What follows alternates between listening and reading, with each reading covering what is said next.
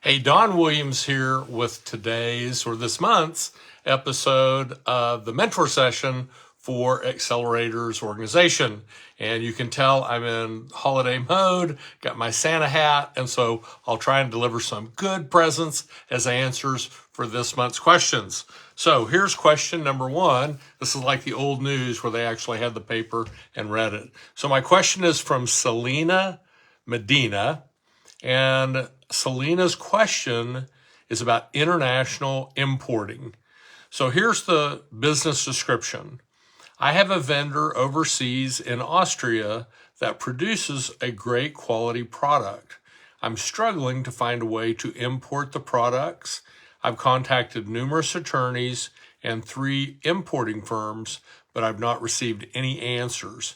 Any advice on who to contact? So, the old joke, I'm from the government and I'm here to help. That's kind of how I'm going to direct you. So I think the first group, that first call to make is probably to Customs, the United States Department of Customs and Border Protection. They're probably going to be the authority for importing all physical products. A second call might be to the United States Department of Commerce and to the U.S. International Trade Association. Now, if all of those seem great, big, and a little scary to call, I want to encourage you, call them anyway, all right? And then maybe a good place to start, I don't know where you're located, but maybe it's just to call your local Chamber of Commerce and see if they have any connections in those governmental agencies which are going to govern importing. So I'll also confess this is a little outside of my normal area of expertise. So I did what everybody does when they have a question. I went to Google, and another great resource would be YouTube. And so anytime you have a question that you need an immediate answer to, I'd always go there, and then I'd seek verification from somebody else. Selena, I hope that helps. Good luck. And on we go to the next question. The next submitter is Robin Turpin. And Robin says, how many times a week do you recommend posting on Instagram if you are developing rapport for a business that sells my art? Robin does oil paintings and colored pencil drawings. Thank you. And the business description is I'm starting to post on Instagram for business. So I have a lot of thoughts on social media, and probably I'll just tell you what I do. I post on Facebook personally, Facebook with several businesses that I own. I post on LinkedIn under my personal profile and for several businesses that I own. I post on Instagram. I post on Twitter. I think that's it. Okay, Facebook, LinkedIn, Instagram, Twitter. I'm on Slack. I'm on WhatsApp. I occasionally post there. So Gary Vaynerchuk, his advice is that you post like 68 times a day. I don't really know how to do that and have a life. And so I will tell you this, that for the most part, I post once a day, 5 days a week, Monday through Friday, because my businesses are all business to business. If I was business to consumer, which you may be, I probably would look to post 7 days a week.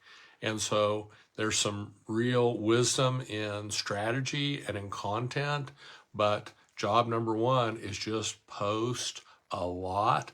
Post more than your competition so that you get seen more than your competition. So, Robin, hope that helps. Next question, Kelly Killingsworth. What podcasts would you recommend to a service-based business? Kelly and Company, Kelco, is an excavation company in Northern California. I'm trying to make the best use of my time. I'd like to know what podcasts successful entrepreneurs listen to. Lately, I've been listening to podcasts while I drive and while on my downtime instead of music. Thank you for any suggestions you may have. So I'll give you 2 different answers to this, Kelly. What podcast would you recommend to a service-based business? One, and I totally cheated. I went to Google and asked, what's the best podcast for a service-related business? And the number one answer it gave me was Service Business Mastery. And that's hosted by Tersh, Tersh, Blissett, Bliss as in Sam, S as in Sam, E, T as in Tom, T as in Tom. So that's one. And again, I merely went to Google to ask. The other, and I have a little selfish interest here, is I have a podcast called The Proven Entrepreneur Show, where I only interview proven entrepreneurs. And the purpose of the show is for other entrepreneurs to listen and learn from people who've been there and done that, and hopefully see the similarities between accomplished or proven entrepreneurs and themselves, because truthfully, anybody can do it if you just roll up your shirt sleeves and go to work. Okay, next question, Demarius Tukes. Demarius says, what are some of the best practices when starting a business from scratch? What relationships do I need to make in order to grow a mold inspection business? What are some different ways that I should go about marketing and getting new business? How do I know how much money to put into advertising and marketing without overspending and going into debt to do so? I have a list of realtors I can text their friends. How should I let them know about my new business without trying to sell them something? What is the ratio, percentage of revenue to net profit for each business that I should be aiming for? So I think Demarius's question is about 10 questions. And so let's go through those, at least at a surface level, and I'll go back to the first one. What are some of the best practices when starting a business from scratch? One, be sure that you've set everything up right and that you have a sound entity, okay, in which to do business. Two, figure out the sales process. None of the rest of it will matter if you cannot sell enough to make a viable business. Next, what relationships do I need to make in order to grow a mold inspection business? I think that every entrepreneur should look at everybody as a prospect. Either they may not be a prospect now, but maybe they'll be a prospect later. And so I think you need to build sound relationships with everybody that you come in contact with. And if you're not coming in contact with people, then you have to set up a concrete outreach program so that you're meeting a lot of people. The number one reason most people don't sell enough is because they do not ask enough people to buy every day. If you're not asking people to buy every day, you won't be making the sales you need to make every day. What are some different ways that I should go about marketing and getting new business? Well, that's maybe a pretty deep question. We might have to look at that, one-on-one.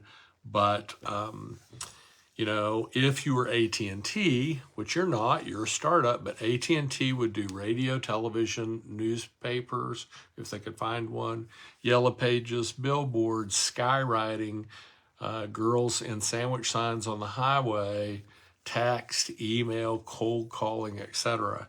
You're not AT&T, you can't do all of those, but you should try and put some effort and money into 2 or 3 so that you are telling people about your business.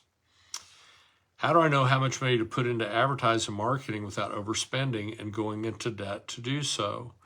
Well, you really only want to invest in programs that perform, and so to begin with, you're going to be investing small amounts to test, to be sure that you have something that can perform. I have a list of realtors who are friends that I can text. How should I approach them to let them know about my new business without trying to sell them something? How about the brutal honesty plan? Hey friend, it's Demarius. I've started a new mold inspection business. If you or someone you know needs a property inspected for mold, would you think of me and reach out to me? Thank you very much, Demarius. Pretty simple, but also will be very effective.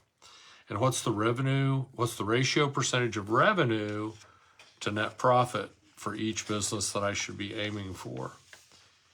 Obviously, you want your marketing to be as small a cost as possible, but until you get it figured out, until you've done some of it, you just won't know. So, Demarius, hope that helps. Next question, Rohit Gupta. Rohit says, when do you know it's time to quit your job and go full-time in your business? Great question. Rohit's business description is he has about $3,000 credit card debt, and his storefront should be opening soon. He's having major doubts about the business and its success. I'm having trouble believing in myself and going for it. I don't want to quit work because I want to see how the business will do and if it will need financial support. So I don't think anybody should give up their job until they know they've at least matched that income in their company. Now, that might be different if you're very young and single and you have some cash built up, then maybe you can go ahead and do that. If you're married, have children, older, that's probably a little more of a challenge. But when you start a side hustle, so you have a job and then you're doing this other thing on the side, when it provides enough income to replace the job, that's the logical time to make the move. Another question from our good friend Robin Turpin. What do you do when a family member asks more than you have time to do? Here's the description. Last 11 days, I've had dog duty. The dog is very needy and loves it, but it exhausts me. Do I have any thoughts? I believe in supporting my family. My sister is always traveling. The dog needs constant care, and I do not want to do it for no money. Any advice? Thank you so much. When I think of who I am thankful for, I think of you, Cobble. Okay, love that. And I'm a big believer in gratitude, and so I'm grateful for you and for the question.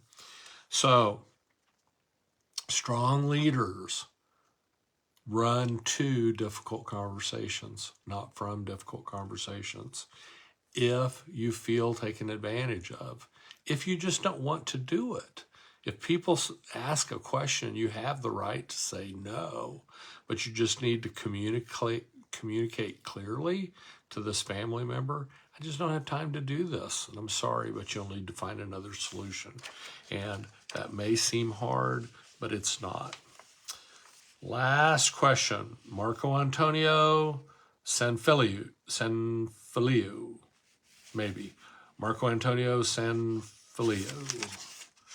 How do you organize and plan your day, weeks to work in the company? Here's the description. Sanfilino is a full travel concierge services company. They focus on Cartagena, Colombia, and provide travelers all over the world with a prime bespoke experience in the country meeting our higher standards of service. Our portfolio includes villas, apartments, private islands, boat and yacht charters, VIP access to premium club and restaurants, corporate events, tastings, and amazing experiences with local companies. And so here's the question again. How do you organize and plan your day and the weeks to work in the company? So the way I do it is this. I book my most necessary tasks early in the day. And by necessary, I mean the things where I'm using my highest and best use and where I cannot delegate that and achieve almost the same result. If there's a task that I can delegate that someone else can do as well, better, or maybe almost as well as me, I always push that off. I only want to do tasks. I don't want to put time and effort into things that require me, that put my highest and best use into play. So, Marco Antonio, I hope that helps. That's my December mentor session for Accelerators Organization. Happy holidays, Merry Christmas. I'll see you in the new year, and have a great time. Thanks. Bye.